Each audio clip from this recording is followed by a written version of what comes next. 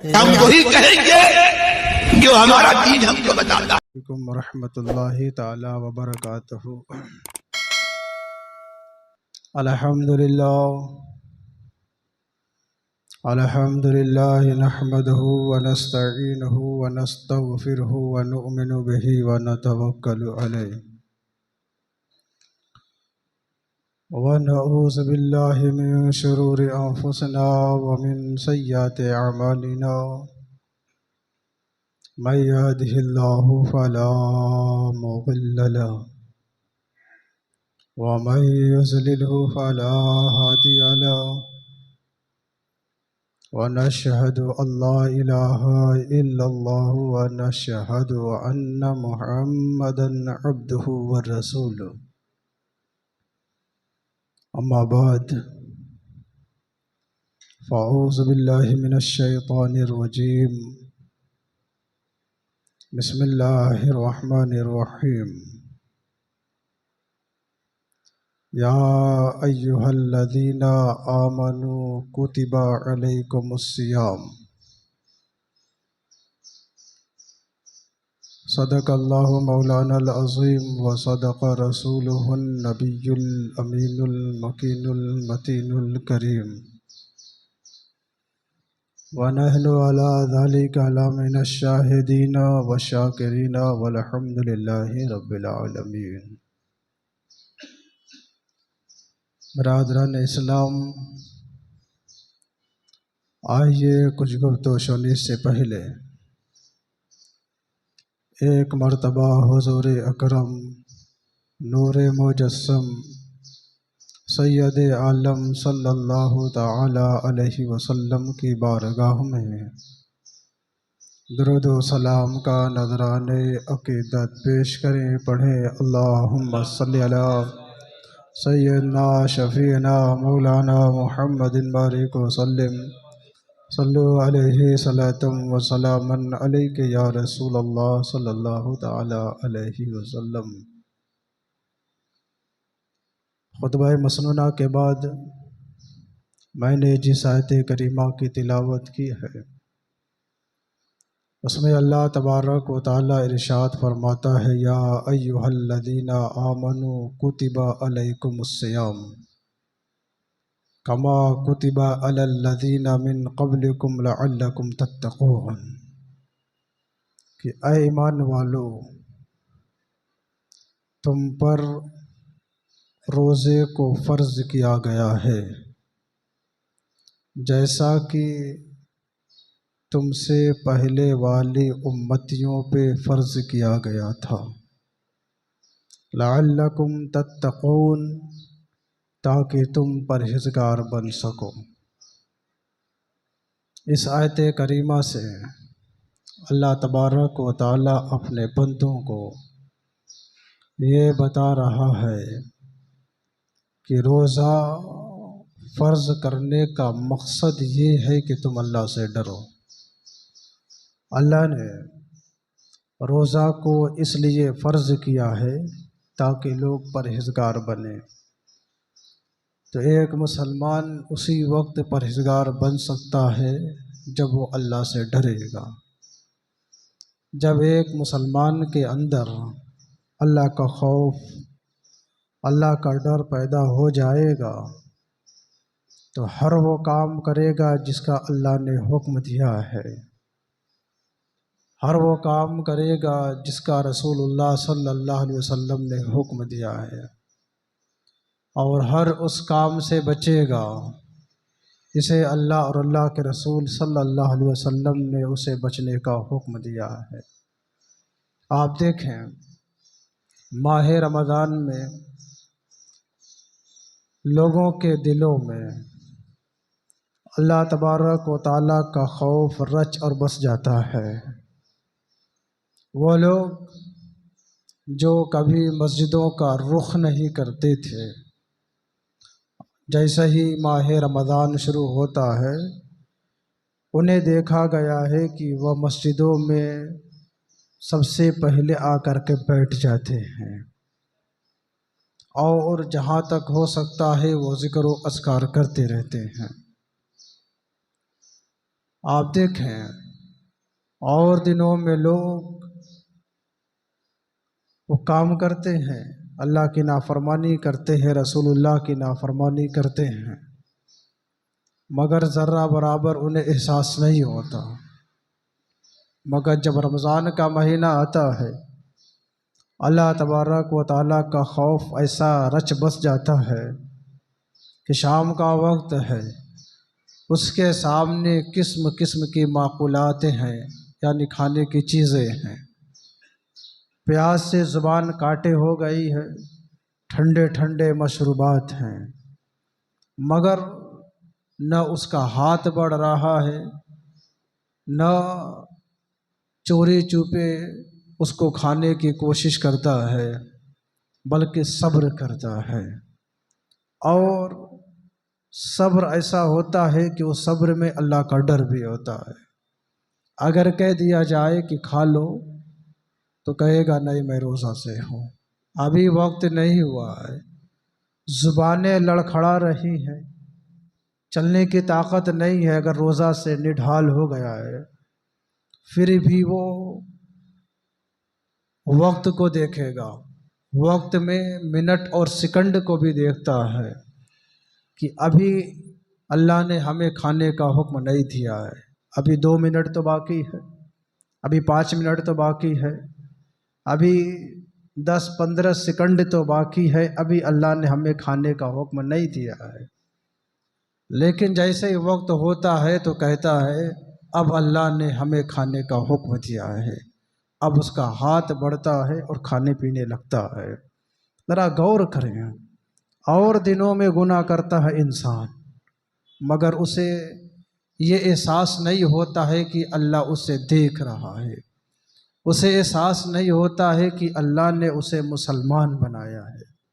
अज़ानें होती हैं, लोग कामों में मसरूफ़ हैं, अज़ानें होती हैं, मस्जिद के बाहर लोग अपनी अपनी बातों में मशगूल हैं, इधर नमाज हो जाती है, जमात हो जाती है, चंद हजरात नमाज पढ़ के मस्जिद से निकल जाते हैं, फिर भी उन्हें एहसास नहीं होता है कि अल्लाह ने मुझ पर भी नमाज पढ़ किया है।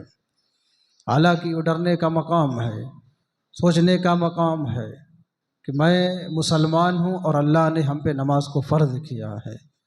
दुनिया का कोई भी मुसलमान, चाहे वो इल्म वाला हो, चाहे वो जाहिल हो, चाहे वो शहर का रहने वाला हो, चाहे वो देहात का रहने वाला हो, हर मुसलमान जानता है कि अल्लाह ने उसके ऊपर नमाज को फ़र्ज किया है।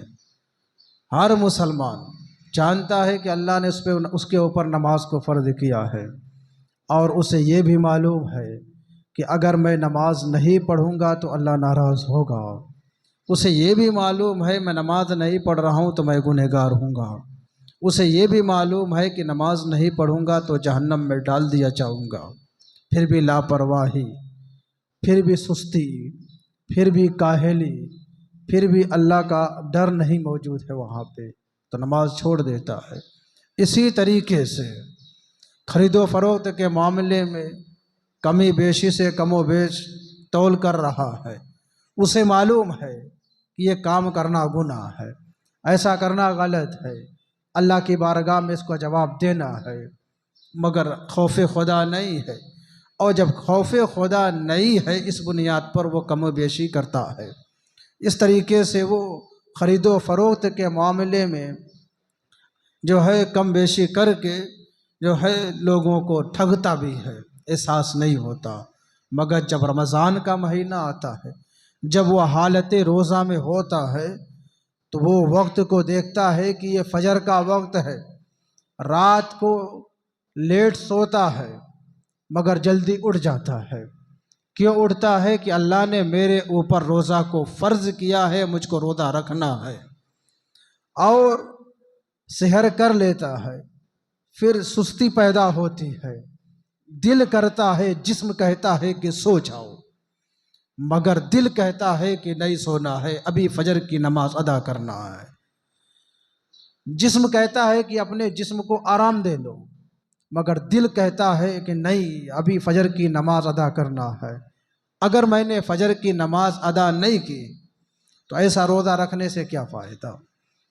ये खौफ क्यों पैदा हो रहा है? अल्लाह ने फरमाया कि मैंने रोज़ा को इसलिए फ़र्ज किया है ताकि तुम परहेज़गार बनो, ताकि तुम मुत्तकी बनो, ताकि तुम्हारे अंदर अल्लाह का खौफ पैदा हो जाए।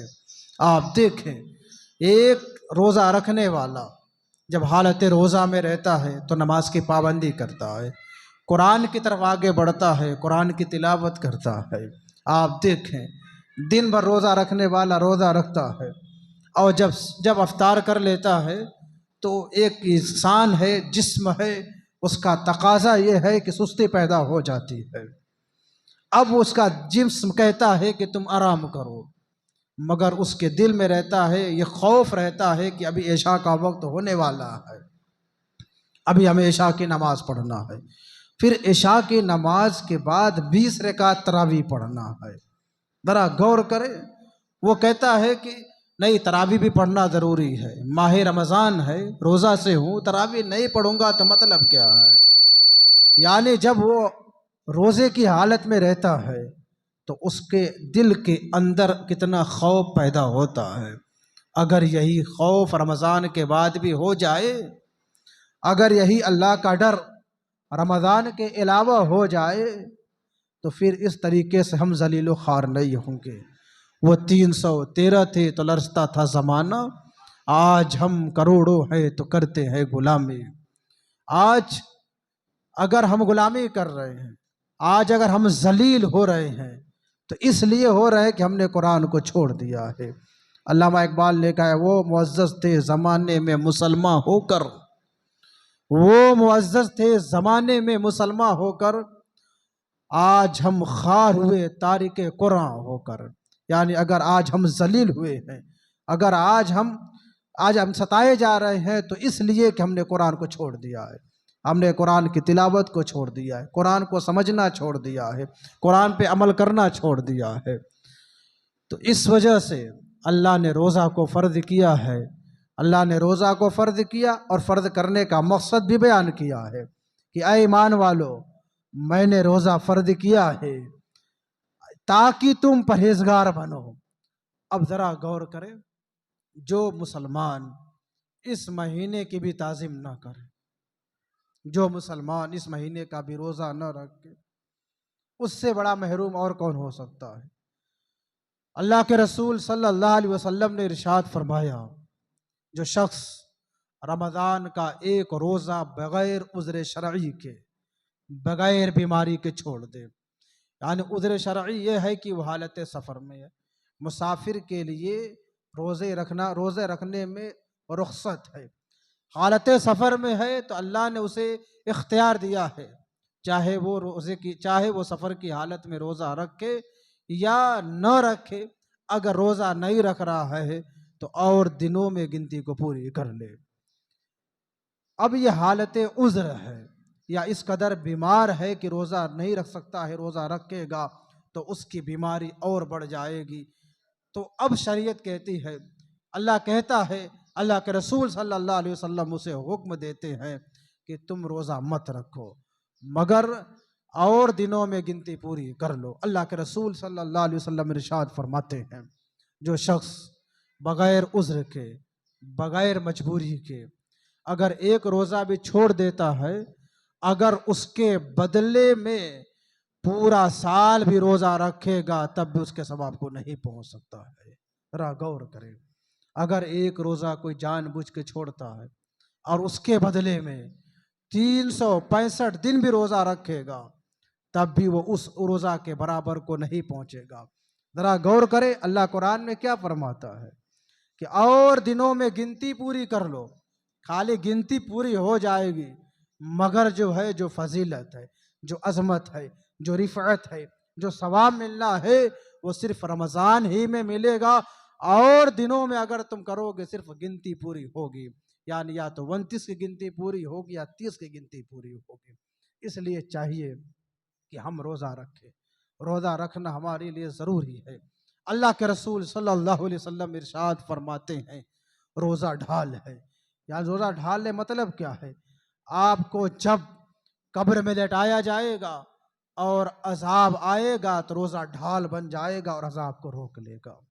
मैदान महशर में जब आपको जहन्नम की तरफ ले जाया जाएगा, रोजा ढाल बन करके सामने